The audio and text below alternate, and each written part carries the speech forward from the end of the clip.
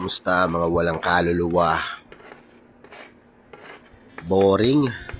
Walang Senate hearing? Hindi tuloy natin makikita si Alice Guo ngayong araw?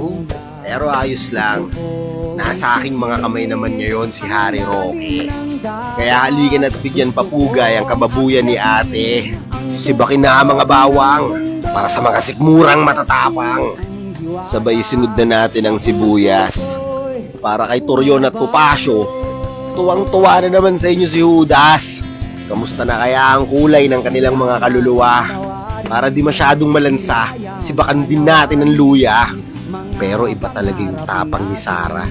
Isipin mo kahit siya lang mag-isa, hindi siya papag-isa.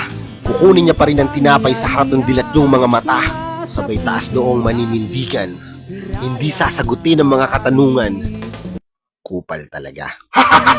At halika na nga balik sa ating niluluto. Pagkatapos natin pakuluan ng 2 oras, ilagay na natin sa North Pole. Ay, no.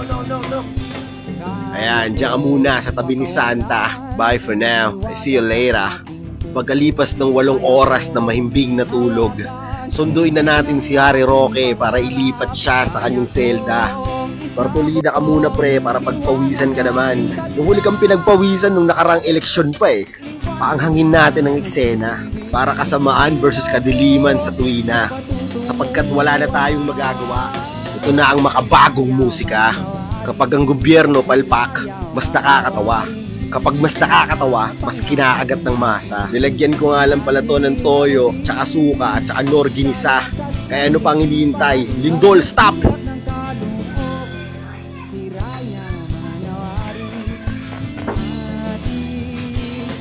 Ay, kamusta mga walang kaluluwa? Batid ko. Ararating natin ang langit ngayong gabi. Pakinggan mo muna ang harana ko.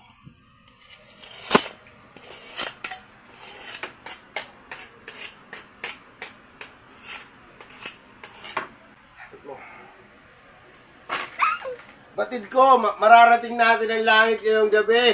Adelina! Ay, naku! Ating piraso lang to, pare.